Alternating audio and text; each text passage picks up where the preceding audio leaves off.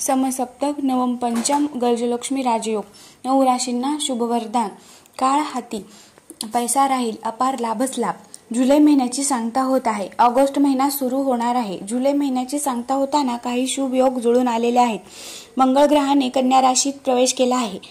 सिंह राशीतील केतूशी युती योग आणि कुंभ राशीतील राहू यांच्याशी असलेला मंगळ ग्रहाचा समसप्तक योग यामुळे समाप्त झाला आहे। तसेच शनी ग्रहाशी असलेला षडाष्टक योगही संपला आहे।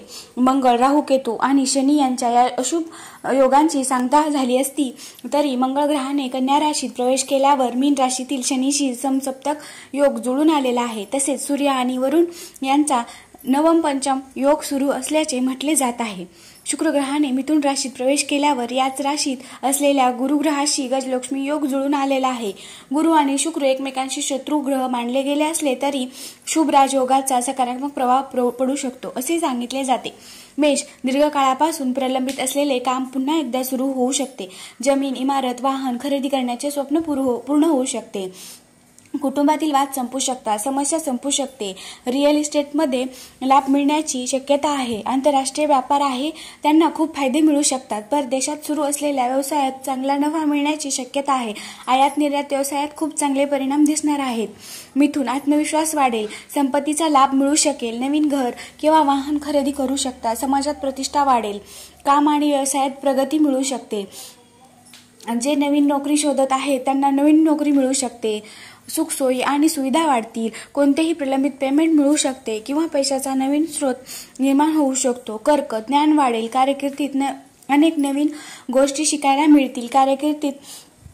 कारकिर्दीत याचे फायदे दिसतील। या काळात नियोजित योजना यशस्वी होऊ शकतील। आदर आणि मान सन्मान मिळेल।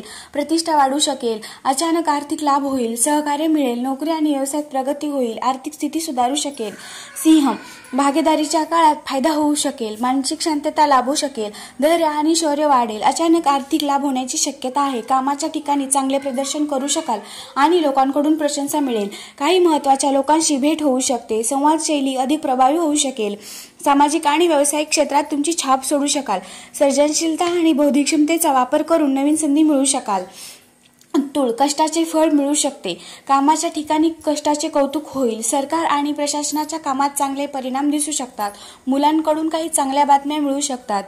विविध पातळ्यांवर यश मिळू शकेल। समाजात आदर आणि सन्मान वेगाने वाढू शकतो। उत्पन्नाचे स्रोत वाढू शकतात। प्रवास, पर्यटन आणि परदेशी व्यापारातून चांगले उत्पन्न मिळू शकते। परदेशात काम करण्याचे तुमचे स्वप्न पूर्ण होऊ शकते। वृश्चिक, शुभ काळ ठरू शकतो। उत्पन्नाचे नवीन स्रोत निर्माण होऊ शकतात। आर्थिक स्थिती चांगली होऊ शकेल। गुंतवणुकीतून चांगला फायदा होईल। नफा मिळण्यासोबतच तुम्हाला मुलांकडूनही चांगली बातमी मिळू शकते। व्यावसायिक मोठे व्यवसाय करार करू शकतात। भविष्यात फायदा होऊ शकतो। धनु, वैवाहिक जीवन उत्तम राहू शकेल। अविवाहित लोकांना यावेळी लग्नाचे प्रस्ताव येऊ शकतात। जोडीदाराला पदोन्नती मिळू शकते।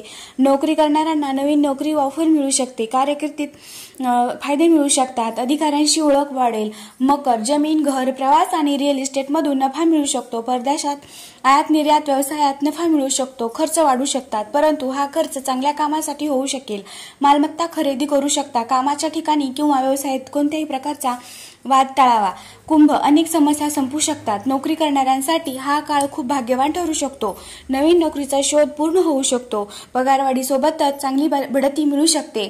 सहकाऱ्यांसोबत संबंध चांगले राहतील। वरिष्ठ अधिकाऱ्यांच्या मदतीने ध्येय साध्य करण्यात यशस्वी होऊ शकता। व्यवसायात नफा मिळण्यासाठी शक्यता आहे।